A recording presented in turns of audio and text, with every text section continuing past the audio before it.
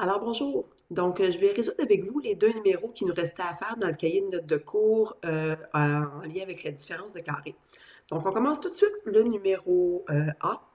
Quand on regarde ça, on s'aperçoit ici qu'on a quelque chose au carré, on a une soustraction et quelque chose au carré. C'est exactement ce qu'on avait ici dans notre exemple. Donc, un nombre au carré ou une variable au carré, une soustraction et un autre quelque chose au carré. Donc, on peut faire de la différence de carré. Mais avant même de faire ça, je dois tout le temps me poser une autre question, c'est-à-dire, est-ce que je serais capable de faire avant tout ça, soit de la mise en évidence simple ou de la mise en évidence double? Pour la mise en évidence double, c'est facile tout de suite à le voir que la réponse est non, parce que je n'ai pas quatre termes. Ensuite, pour la mise en évidence simple, ben, je dois regarder, est-ce qu'il y a quelque chose que je peux ressortir de x2 et que je peux aussi ressortir de 16? La réponse est non. Donc, ça veut dire qu'effectivement, je peux tout de suite y aller à ce moment-là avec ma différence de carré. Donc, je prends mon premier terme qui est x2 et je fais la racine, ça va me donner x. Je garde le moins et ensuite, je m'en vais chercher la racine carrée de mon deuxième terme. Donc, la racine carrée de 16, ça va me faire 4. Ça va être ma première parenthèse, celle qu'on avait ici dans l'exemple qui était en haut. Ensuite de ça, eh bien, je vais avoir une deuxième parenthèse. Dans la deuxième parenthèse, quand on regarde ici, ce qui est différent, c'est que je vais avoir un plus au lieu d'avoir un moins. Donc, je vais réécrire ma racine de x2 qui était x. Je transforme maintenant ça avec un plus et la racine de 16 qui était 4.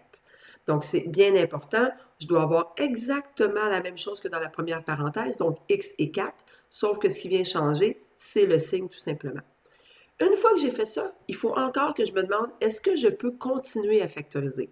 Est-ce qu'il y a un diviseur commun entre x et 4? Non. Est-ce qu'il y a un diviseur commun entre x et 4? Non. Ça veut dire que donc, j'ai terminé. C'est tout ce qu'on avait à faire pour ce numéro-là. Donc, on va aller résoudre maintenant le numéro h. Donc, je descends un petit peu. Je m'organise pour être capable de voir encore ce que j'ai en haut. Donc, je vais réécrire ce qu'on avait ici, là, juste pour être capable de le voir pendant qu'on va faire notre problème. Donc, on avait, premièrement, A à la 2 moins B à la 2 qui serait égal à A moins B multiplié par A plus B. Ça, c'est une espèce de définition, si on veut, de notre différence de carré. Donc, allons résoudre maintenant le numéro H avec ça. Alors, quand on regarde, là, il y a beaucoup de choses là-dedans. On voit que c'est un niveau de difficulté quand même qui est un peu plus élevé. Ça ressemble au numéro G qu'on a fait ici. C'est-à-dire que quand je regarde ici, je vois que j'ai quelque chose au carré. Mais en fait, j'ai deux quelque chose au carré. OK? 9, c'est 3 au carré. Et ma parenthèse, elle est aussi au carré. Ces deux trucs-là sont multipliés ensemble, donc ils ne forment qu'un seul terme. Mon terme, je serais capable d'aller faire la racine carrée, parce que la racine carrée de 9, c'est 3, puis la racine carrée de la parenthèse, comme elle était à la 2, mais c'est simplement d'enlever la 2.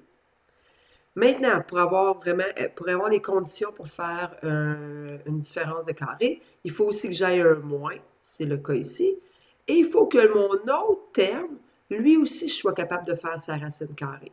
Donc, 4, je peux faire la racine carrée de ça, et la parenthèse, comme elle est à la 2, je peux aussi faire la racine carrée. Donc, si on le fait maintenant, bon, on garde notre signe moins. La racine de 4, c'est 2. La racine de x moins 1 à la 2, ben c'est x moins 1. J'enlève simplement le à la 2. Et là, tout ça, c'est simplement ma première parenthèse que j'avais ici dans le a moins b. Hein? J'ai le moins, tiens, je vais le mettre en rouge. Donc, j'ai le moins qui est ici, qui était le même moins que j'avais dans mon espèce de petite définition. Ce qui veut dire que je n'ai pas terminé. Parce que cette parenthèse-là que je viens de créer, ma grande parenthèse, c'est simplement la première partie ici. Mais il me reste une autre parenthèse à venir ajouter. Et celle-ci, ben, le moins que j'avais tantôt va devenir un plus. Donc, le moins que j'ai mis en rouge va devenir un plus. Le reste de la parenthèse va être exactement pareil. OK? Donc, je peux simplement recopier la parenthèse que j'avais, la grande parenthèse, qui était de 3, x plus 2. Là, il ne faut pas que j'oublie que mon moins va devenir un plus, et je vais avoir 2x moins 1, et je ferme tout ça. Donc, c'est ce qu'on doit aller simplifier maintenant. Simplifier comment? Bien, on va aller, premièrement, distribuer notre coefficient dans chacune des parenthèses. Même chose ici et même chose ici. Donc, allons faire ça. Donc, je vais avoir 3 fois x qui fait 3x, 3 fois 2 qui va me faire 6. Je vais le laisser dans une parenthèse ici. Ouais, c'est pas nécessaire dans le fond. C'est pas nécessaire parce que le moins est après. Donc, je vais effacer le début de ma parenthèse ici. Donc, je vais simplement aller garder cette grande parenthèse-là. Donc, mon 3x plus 6. Il va maintenant falloir que je distribue le moins 2. Donc, moins 2 fois x qui va me donner moins 2x. Et moins 2 fois moins 1 qui va me donner plus 2. Donc, ça, c'est ma première parenthèse. Je vais faire la même chose dans l'autre. Je m'en vais distribuer le 3. Donc, 3 fois x plus 3 fois 2. Ensuite, j'ai un plus. Et là, je vais distribuer mon 2. Donc, plus 2 fois x va me donner 2x. Et plus 2 fois moins 1 va me donner moins 2. Donc, tout ce qui me reste à faire, c'est d'aller calculer ce que j'ai à l'intérieur de mes parenthèses en rassemblant les termes semblables ensemble. Alors ici, j'ai 3x puis j'ai moins 2x, ça va donc me faire x. J'ai 6 avec 2, ça va me faire plus 8. Ça, c'est ma première parenthèse. La deuxième, j'ai 3x avec 2x, ça va me faire 5x. Et j'ai 6 moins 2 qui va me faire plus 4. On dirait que j'ai terminé, mais il faut aller faire une dernière vérification, s'assurer que je ne peux pas rien ressortir, rien mettre en évidence, faire par exemple une mise en évidence 5.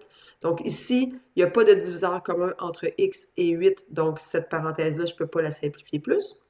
Et dans la deuxième, j'ai 5x et 4, il n'y a pas non plus de diviseur commun, donc c'est vraiment ma réponse finale que j'ai ici, qui va être x plus 8 multiplié par 2x plus 4. J'ai donc deux facteurs qui sont là.